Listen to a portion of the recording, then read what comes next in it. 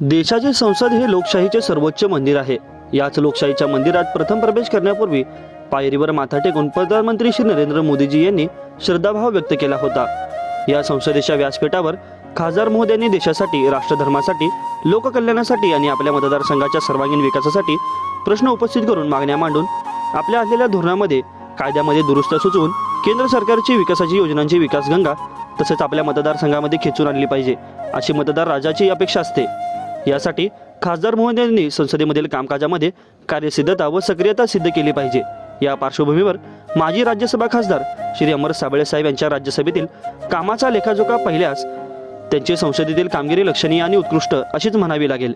हे खालील संसदीय कार्यालयाने त्यांच्या कामगिरी विशेष प्रसिद्ध केलेल्या तक्त्यावरून दिसून येईल। लोककल्याणासाठी, नागरिकांच्या विविध प्रश्नांची सोडवणुकीच्या हेतूने नव्याने कायदा करण्यासाठी अथवा अस्तित्वातील कायदे कानूनामध्ये दुरुस्ती करण्यासाठी खासदार महोदयांनी खासगी विधेयक, प्रायव्हेट मेंबर बिल्स संसदेच्या पटलावर मांडून सरकारचे ध्यान त्यांच्यावर आकर्षित करण्यास अधिकार आणि संधी असते। या संधीचे सोने माजी खासदार श्री अमर साबळे यांनी केल्याचे संसदेच्या रेकॉर्डवर दिसून येते। खासगी विधेयक संसदेत मांडण्याची राष्ट्रीय सरासरी 1.2 आहे, राज्याची सरासरी 3.8 आहे, तर श्री अमर साबळे यांनी 6 विधेयके संसदेत मांडून उत्कृष्ट कार्य करून दाखवले असून संसदेत मंत्र्यांच्या प्रश्न विचारण्याची राष्ट्रीय सरासरी 274.54 एवढी आहे। राज्याची सरासरी 379.3 आहे, तर श्री अमर साबळे यांची केंद्रीय मंत्र्यांच्या 408 प्रश्न विचारून लोककल्याणाच्या बाबीकडे केंद्र सरकारचे लक्ष वेधले।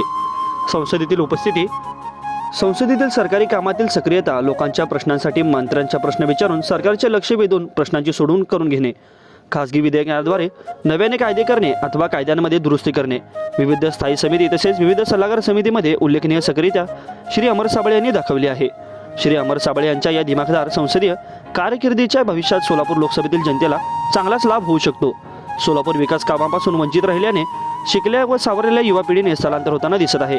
सोलापूरच्या नैसर्गिक साधन सामग्रीचा व कष्टाळू मनुष्यबळाचा उपयोग करून विकास साधायचा असेल तर विकास पुरुष पंतप्रधान श्री नरेंद्र मोदीजी, गृहमंत्री अमित शहा, महाराष्ट्राचे नेते उपमुख्यमंत्री देवेंद्र फडणवीस यांची जवळीक असलेले श्री अमर साबळे यांना सोलापूर लोकसभेची उमेदवारी मिळणे हीच खरी सोलापूरकरांची मागणी जनतेचा कानोसा घेतल्याला दिसून येत आहे।